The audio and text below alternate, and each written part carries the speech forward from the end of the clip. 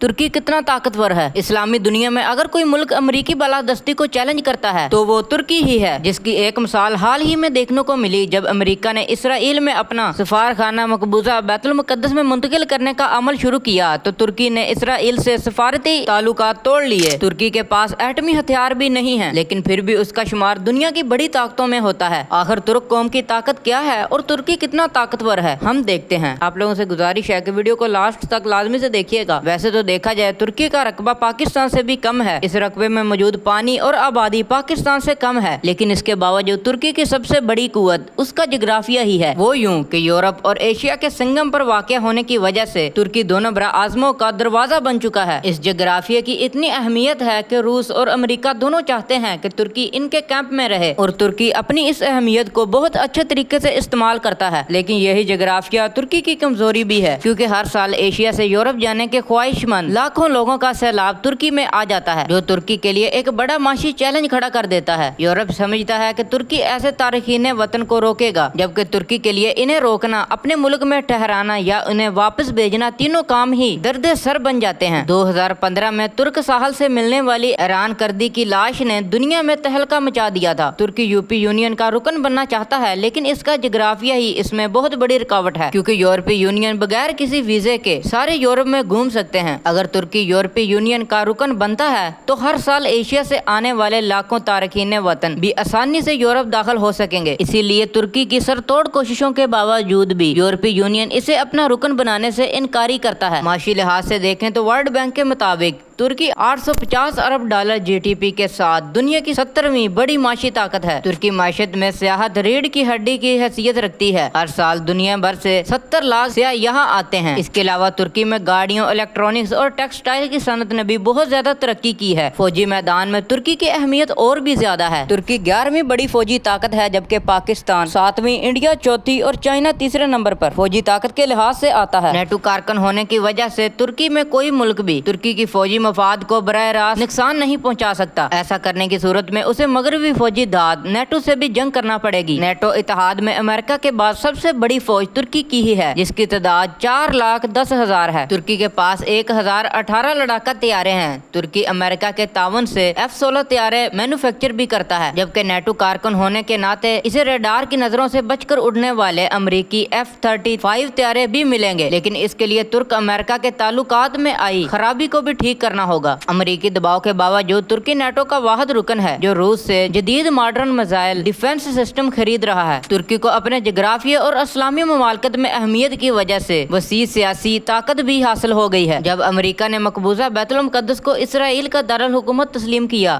तो तुर्क के सदर तैयब उर्दगान ने इस्लामी ममालिक का इजलास बुलाकर बैतुल मुकद्दस को फलस्तीन का दारुल हुकूमत करार दे दिया। तुर्की के इस इकदाम ने मुसलमानों के दिल जीत लिए। ताहम जदीद फौज और माशी ताकत के बावजूद तुर्की तेजी से मसाइल का शिकार भी हो रहे थे, जिनमें दो मसाइल बहुत बड़े हैं। पहला मसला तो यह है कि तुर्की की कुर्द अकलियत ने आजादी की तहरीक शुरू कर रखी है। इन कुर्दों ने अब तुर्की की सरहदों के साथ शाम और इराक में भी अपने फौजी अड्डे कायम कर लिए हैं। तुर्की ने जवाबी कार्रवाई करते हुए शाम और शुमाली इलाके पर कब्जा कर लिया है और इराक में भी इसकी फौज दाखिल हो चुकी है। इसी फौजी मुदाखलत की वजह से तुर्की को आलमी सतह पर शदीद तनकीद का निशाना बनाया जा रहा है। तुर्की का दूसरा बड़ा मसला यूरोपीय यूनियन और अमेरिका से खराब ताल्लुकात हैं। यूरोपीय यूनियन को कर्दों और सियासी मुखालिफिन के खिलाफ कार्रवाइयों पर तुर्की से शिकायत है, लेकिन अमेरिका से तुर्की के इख्तलाफात की ज्यादा संगीन नोयत के पास है। 2016 में जब तुर्क अवाम ने फौजी बगावत को नाकाम बनाया तो इस साजिश का इल्जाम तुर्क ने फतेहुल्लाह गोलन पर लगाया था। फतेहुल्लाह गोलन इस वक्त अमेरिका में पनाह लिए हुए थे। तुर्की के मुतालबे के बावजूद अमेरिका ने फतेहुल्लाह गोलन को तुर्की के हवाले करने से इनकार कर दिया। ये इल्जाम भी सामने आया कि तुर्की में अमेरिकी फजाई अड्डा भी फौजी बगावत में इस्तेमाल हुआ है। इन वाकयात के बाद तुर्की ने अमेरिकी कैंप से हटकर रूस में ताल्लुकात बढ़ाना शुरू कर दिए। इन बड़े मसाइल के अलावा तुर्की का अपने हमसाया मुल्क यूनान से भी साइप्रस के मामले पर तनाज़ा चल रहा है। तुर्की ने यूनान को शिकस्त देकर साइप्रस के कुछ हिस्से पर कब्जा कर लिया, ताहम दुनिया ये कब्जा तस्लीम नहीं करती। इस वक्त सूरत हाल ये है कि तुर्की तेजी से रूस और ईरान के करीब हो रहा है। पाकिस्तान और कतर से भी उनके बेहतरीन ताल्लुकात हैं, ताहम शाम, इराक, इसराइल, सऊदी अरब और अमेरिका से इसके ताल्लुकात काफी हद तक कशीदा हो चुके हैं। यूँ देखा जाए तो तुर्की अपनी बेहतरीन जोग्राफियाई पोजीशन, माशी तरक्की, नेटो की रुकनीत और फौजी ताकत की वजह से दुनिया की एक बड़ी ताकत है। ताहम कुर्दों की बगावत, अमेरिका और यूरोप से मुसलसल कशीदा ताल्लुकात, इराक और शाम जैसे हमसाया ममालिक की बिगड़ती सूरत हाल ने तुर्की के लिए बड़े चैलेंज पैदा कर दिए। नाज़रीन, उम्मीद करता हूँ कि आज की हमारी वीडियो आपको पसंद आई होगी। वीडियो को लाइक कर दें, चैनल को सब्सक्राइब करके बेल आइकन प्रेस लाजमी से कीजिएगा ताकि आने वाली वीडियोस आप तक पहुँच सकें। अल्लाह हाफिज।